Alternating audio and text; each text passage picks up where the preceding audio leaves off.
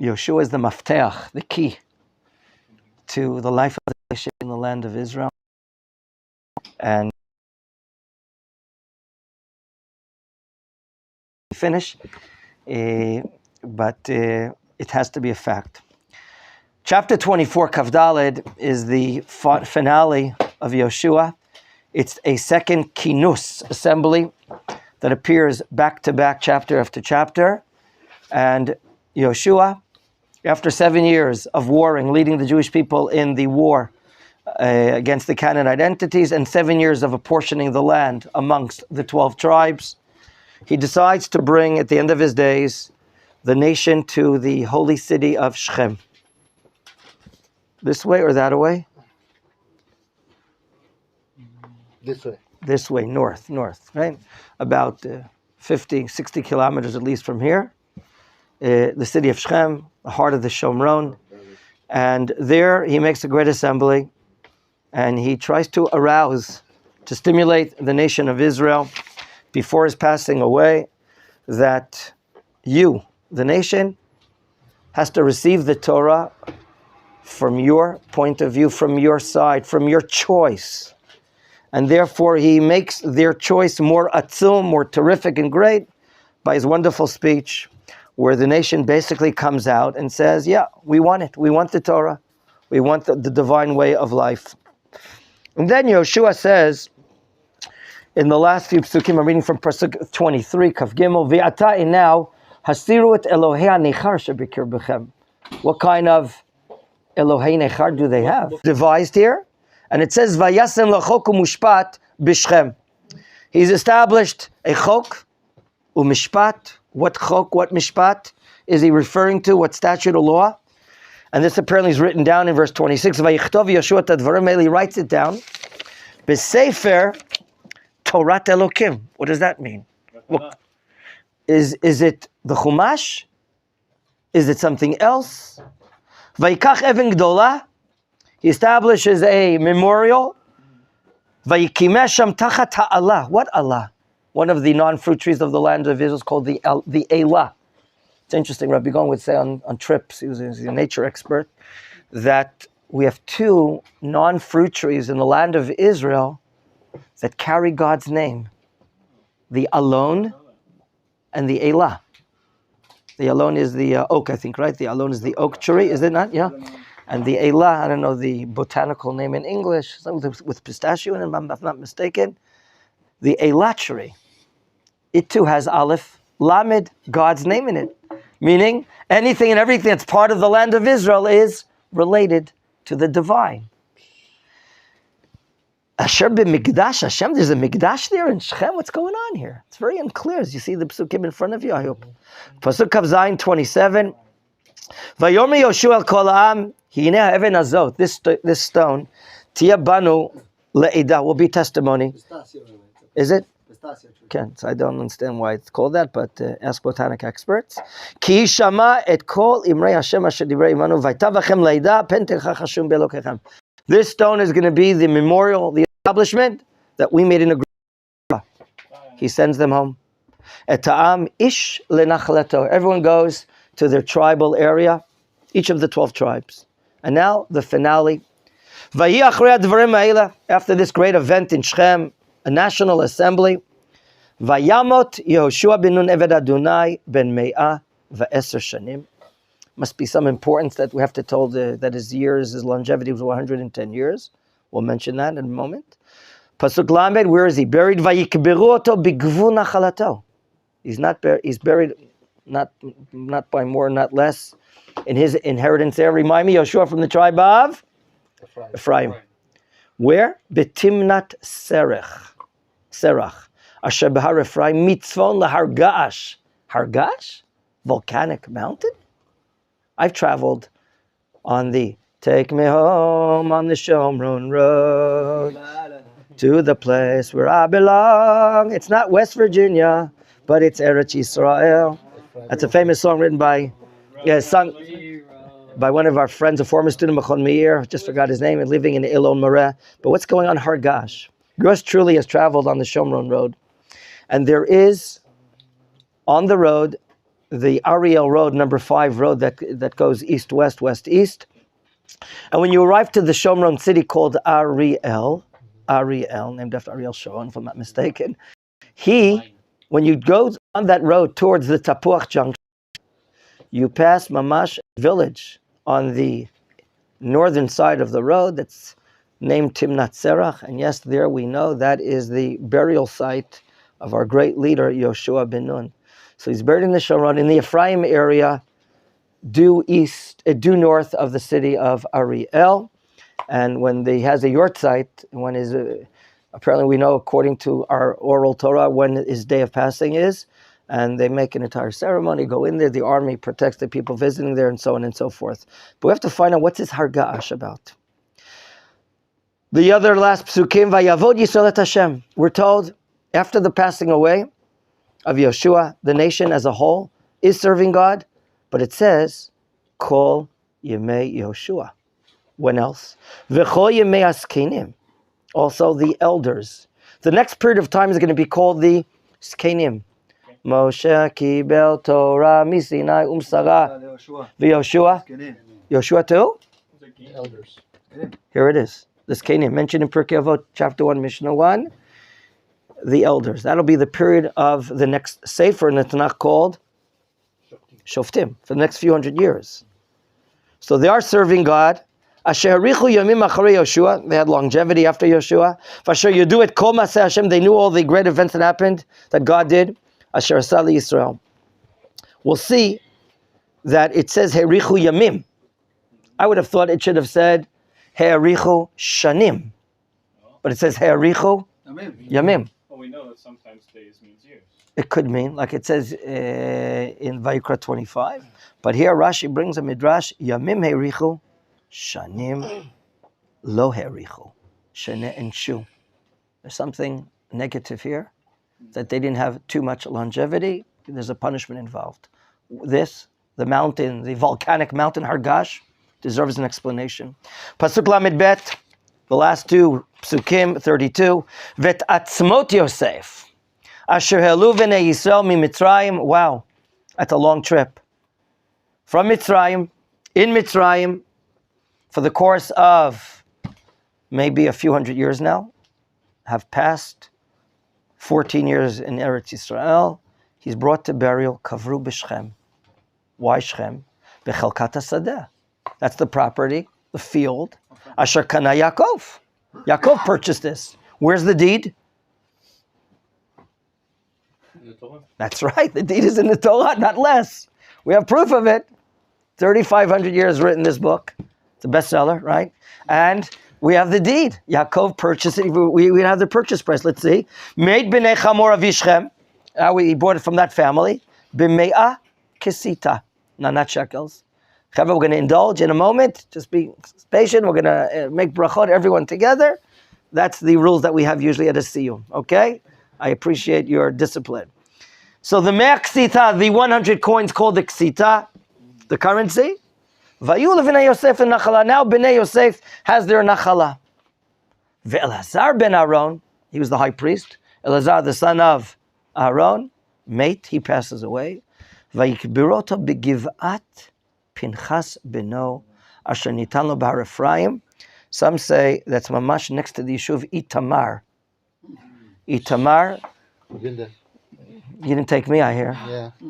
Last year's trip during Corona times, our student... was in Bidud. I was in Bidud. Why was I in Bidud? Because I was next to someone. They caught me. They sent me a message. Wrong information, yeah. And our students went on a lovely Shomron trip, and they didn't take me, and I was just getting pictures sent to me, and I was eating my heart out, sending me all these lovely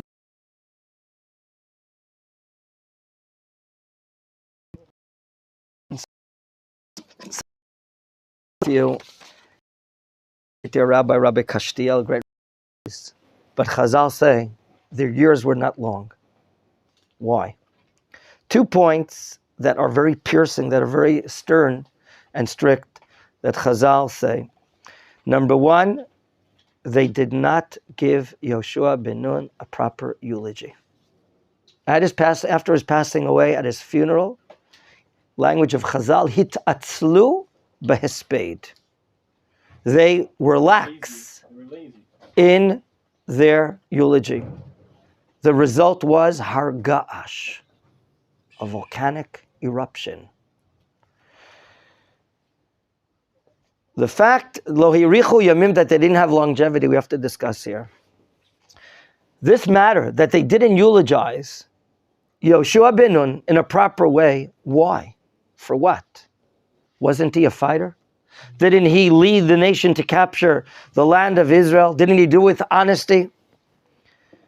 The answer is, there's no doubt that Yehoshua, as a leader, was very successful. The book of Yehoshua is almost a complete sefer. We only learn about the lacking of Achan from the tribe of Judah, that he took benefit from the booty of the city of Yericho. Other than that, to the extent of the sefer, we see a Yehoshua in a type of pseudo-king position, leading the nation. He's the chief of staff. He's a prophet. How many, all in one. And surrounding him, miracles are happening during the period of Yehoshua ben Nun. Shemesh b'givon, dom. The famous miracle that had universal effect on the orbit of the sun stopping when we're fighting against the Givonim, defending the Givonim, fighting against those 5 nations that attacked the Givonim. So he's leading the nation. It seems that he has no blemish, no lacking. However, apparently the real Yehoshua was not honored enough. Yehoshua, you said, was the one handing down the oral Torah. Moshe kibel Torah, Umsara, and Yehoshua is handing down the Torah to the Zkenim, isn't he? He's the Gadol Ador. He's the Talmid Chacham, apparently, of the generation. It says about him, Lo yamish mitoch ha'oel. He's a matmid. He's in the Beit Midrash every day. He doesn't leave it. He's preparing during the 40 years in the desert. Who do you think's setting up the benches and the chairs in Moshe Rabbeinu's Yeshiva Academy? It's Yehoshua ben Nun. He's Moser the Torah. He's transferring the Torah to the next generation. He's the channel. He's the pipeline, right? Eulogize. And that's called, in the language of Chazal that Rashi brings here, atzlut. The matter that they were lax, as if lazy. They didn't deepen their understanding. And therefore, when you read Sefer Yehoshua, yes, you and I, we too can fall in this manner of being lax, where all the otzmot, all the terrific powers of Yehoshua, we're not dealing with. It's not fair. Okay? Remember what the fact is, if we don't eulogize him properly, it's not going to only be a letdown for that generation, but for generations afterwards. And this will bring what we call a negative sign for the next Sefer in the Tanakh, Sefer Shoftim. Because when we enter into Sefer Shoftim, which expands throughout more than 300 years of Am Yisrael's next period of time here in the land of Israel, we're going through generations and generations that don't have a derech.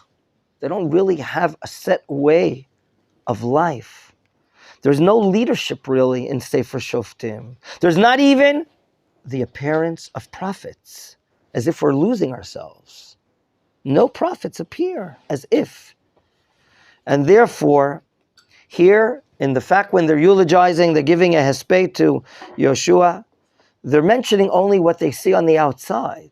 His political leadership, which is special, unique, his military greatness and powers, but they're forgetting the hidden part. They forgot to mention that he was a shakdan. He was learning in the Beit Midrash every day that he could be learning. He was an Eved Hashem. In fact, that is stated here in Pasuk Kaftet 29. You see it, please. Vayachrei advarim ele vayamad Yehoshua ben Nun. How is he called? Eved Hashem. It's called an Eved Hashem here. So when we look at the parameters of our observation here, we're noticing that they related to him only on the outside, superficially, but they didn't see the true inner value. And therefore, they only merited Yamim, and Chazal say they did not merit long Shanim. That nation, that generation did not merit many more. We only meet up with prophets in Sefer Shmuel, not in Sefer Shoftim. Yehoshua, of course, by himself was a Navi. By the way, Shoftim, if it's told by Chazal, we have to put in our Sefer Nevi'im. Shoftim obviously is a Sefer of Nevi'im. But who wrote Sefer Shoftim? The Gemara says in Baba Batra? Shmuel. Very good, Shmuel. But Shmuel is 300 plus years after the beginning of Sefer. It's like, he's like, from remote control from far away, he's like writing Sefer Shoftim. You understand what's happening? Someone who's living more than 300 and plus years after the beginning of Sefer Shoftim, he's writing it. But 100 years have transpired. So this is a great fall. This is a great downfall. Why? Lo hispidu et Yehoshua karaoi. They did not eulogize him in a fitting and a proper way. They looked only on the outside and not on the inside. He's grasped by the people in his generation as a national leader, as a military leader, but not the Talmid of Moshe Rabbeinu. Not the Talmid of Moshe Rabbeinu. He said that we will not have a Navi, a clear Navi in Sefer Shoftim, so too we will not have a Melech as well. And therefore, when Yehoshua is leading the nation in this last assembly, and he tells the people, relinquish Elohei Nechar, foreign gods that you have amongst yourselves. They didn't have Avodah Zarah. The same term is taught to us when Yaakov Avinu, after 20 plus years in the Galut, has now come to Eretz Yisrael with his 11 sons and 1 daughter and his 4 wives.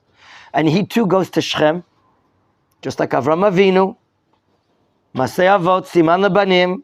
The first place that Avram arrived to was not Puerto Rico, but rather Shechem. So too Yaakov Avinu, on his way back, as the Ramban explains in the book of Sefer Breshit, he arrives there. And there he buys the property. And when he's en route to Beit El, he tells his sons the same words, Hasiru et Elohei Nechar. There, by Yaakov Avinu, they could have taken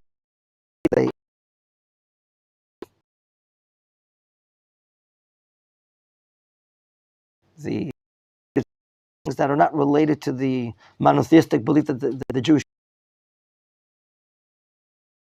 So get rid of that before we go to Beit El. And they got rid of it and he buried it. Tachat ha'elah. The same term here. Hundreds of years later, Yehoshua tells the people at the end of this great assembly.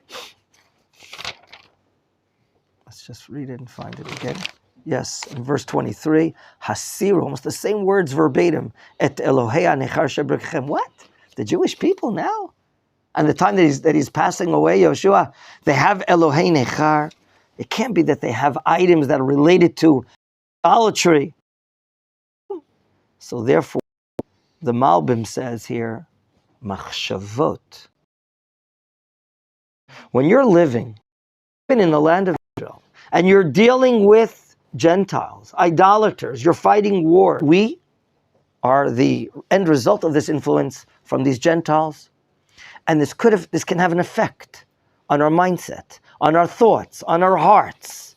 And therefore, here in the last verses of the Sefer Yehoshua, we're told, as the Malbim says, get these thoughts out of yourself. Purify yourselves. It's not enough just to put on tefillin in the morning. Rachmana li babai. God HaKodesh was there. That's considered like a Mikdash Hashem. The city has so much holiness right now when we're making this Brit. And here we come to the ending. Yosef HaTzadik is brought to burial. Same city. Cycle, the circuit is now ending. Chazal say Yosef was abducted in the area of the city of Shechem. And now he's brought to burial. The circuit is ending. Okay? The circuit is ending. And Sefer is a man of action, a man of belief, but even more, his beliefs are expressed through his great actions, these great ideals. Not by mere incidents are the 2 sons, Ephraim and Menachem. Are they blessed? Kiruvain v'Shimon Yuli. Yaakov says to his son Yosef, your 2 sons are going to be like Reuven and Shimon. And we're asked the question, why is it? And why do we as parents bless our children that we want you to be like last night we say, we want you to rhyme. Okay, I don't know difficult neighbors there in Los Angeles, New York. There's some to raise Jewish children, probably also, what's the name of the city in London? The hard neighbor there? That's the hard neighborhood? No? No, I'm asking, where is it? What's the name of the hard neighborhood? Hard neighborhood. Greensby. Croydon. Okay. To raise your children in these difficult neighborhoods like downtown Mitzrayim is almost a very impossible feat. Ephraim and Menachem were torches of light, towers of belief, in spite of the fact that they were raised, educated in the most difficult areas of Mitzrayim. As they came out, shining. Will be like a Reuven and Shimon. My dear friends, this comes to the finale of the Sefer. We're blessed because we're living in Eretz Yisrael. We're learning Torah in Eretz Yisrael. We're learning a wholesome Torah. A Torah that's not only affecting you and I, Shulchan Aruch, Shiviti Hashem lenegdi tamid, but today we have the ability to live as a nation. We have the ability to teach Torah on a national level. We have the ability to trod and walk in our land and say, oh my gosh, we learned this in Sefer. Opening Brit as it's discussed here in Yehoshua, and wow, we're traveling on the Modi'in Road, 443 road, and you're passing through Givat Ze'ev, next to Givat Ze'ev, right? And you say, wow, this is where against the 5 kings that are attacking the Givonim, and this is where maybe Yehoshua stood and said, God, stop the sun. I need more time to pursue the enemy. And you're trying, you're going through all these areas. Without Rav Ari Kaplan, with due respect, we have a living Torah in Eretz Yisrael. This is a living Torah. We're back. We're back learning our prophets, because what we're learning here has ramifications for all generations, including on. We're going to take the courage, the ingenuity, all the powers of Yehoshua ben Nun in Torah and in prophecy and in military leadership, and we're going to use it to conquer, to maintain and guard our land. I was a little tired last night, but my little lady made some hot soup for the soldiers at the junction. And she said, Menachem, would you come with me? And let's go. It was 9:30, 10:30 at night. I said, well, I'm really tired. I got to prepare a shur say for Yehoshua. And I said to myself, well, that's a bummer. If I don't go help my wife bring soup downstairs to the junction, that's not right. I said, maybe God will give me the strength to prepare the shur afterwards. I went down with her, and we went down to the soldiers. We brought them hot soup. You know, they're standing there at 10 o'clock, 10:30 at night. It's cold at the evening, and they're all ready and looking and this and that. And they see these 2 little Jews, this man and this old family, husband and wife, coming with a pot of soup and plastic cups and bringing them. And you know what? When we brought them the hot soup, we got the greatest blessings in the world from them. It was fantastic. Where else can we do that? In our land.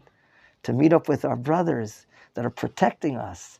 They gave us such great blessings. Now it's worth blessings. I'm in Tanakh, to learn Tanakh. Amen. Ken Yiratzon. Mazal Tov. Siman Tov. Mazal Tov. Siman Tov. Mazal Tov.